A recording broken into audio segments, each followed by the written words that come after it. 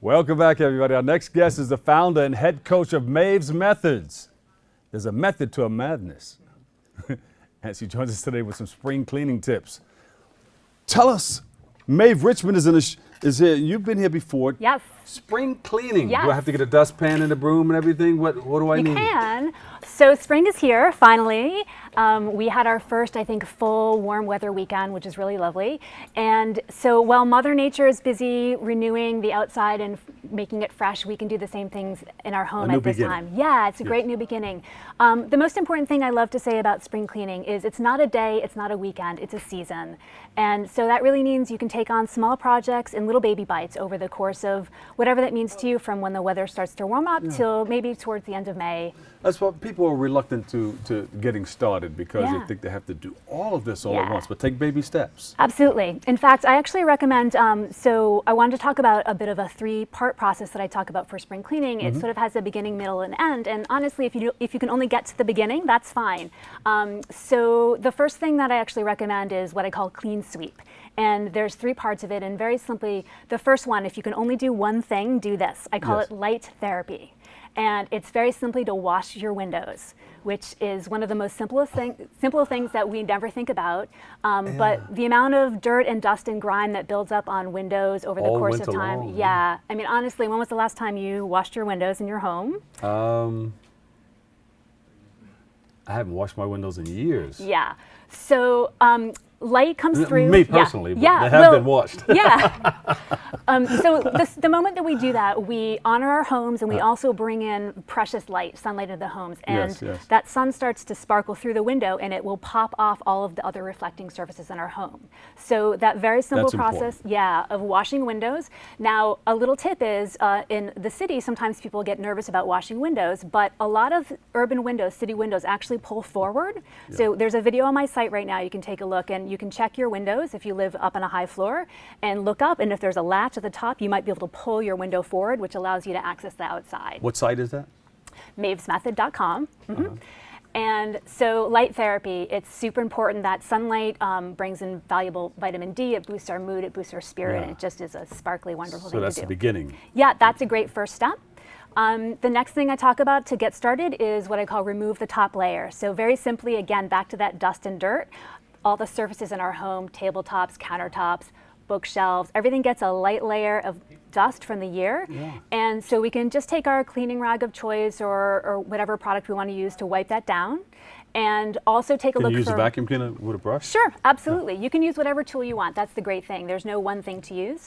And while you're doing it, you can also look to remove the kind of wintry items that are lingering. So extra tissue boxes from that winter cold, extra books, things like that, start to peel them away, and that is part of also the organizing. What about colors?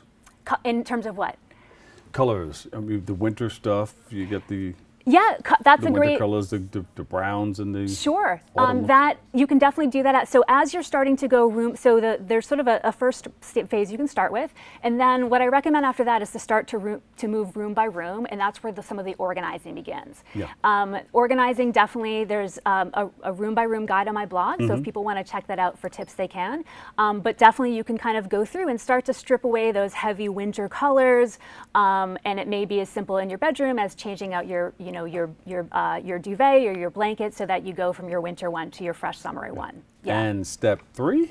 Step 3, once you have started with the basic steps and then moved on to room by room organizing, the last part is really lovely, and it's just to fine-tune and enjoy.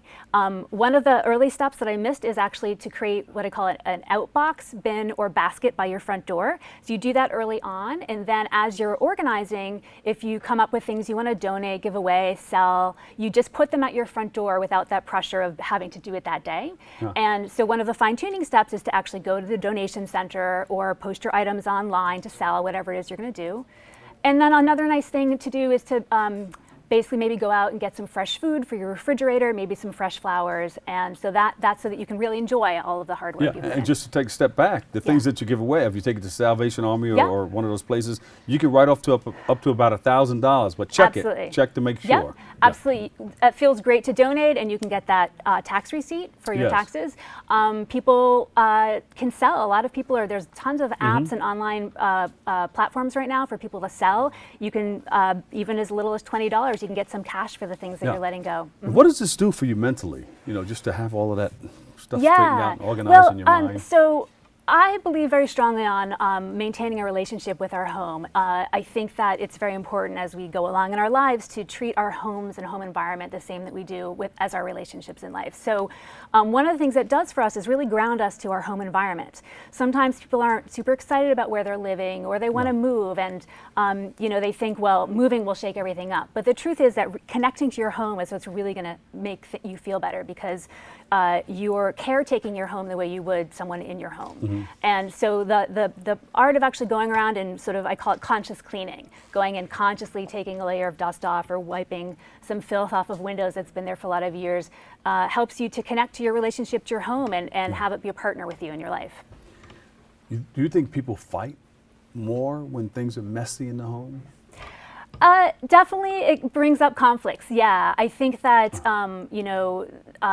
people have certain ideals of what a home means to them, and if you're living, even if you live by yourself, sometimes you can fight with yourself about the state of your home. And so, without a doubt, a messy home brings up conflicts because often our mess is a reflection of what's unsettled with us internally, and so it's really it kind of is a mirror of what's going on a little bit more subconsciously, and that we want to work on. And so that just obviously, if that comes to the surface with two people, it's going to be a fight. You have a wealth of information. I'm sure it's going to help a lot of people. Do you participate in any of the events coming up? Yes, actually, I have two events coming up, which I'd love to tell everyone about. One is on they're both on Wednesdays from 2 to 3:30. One is Wednesday, April 26th, Aging and Clutter at Brookdale and Battery Park. Aging and Clutter. Yes.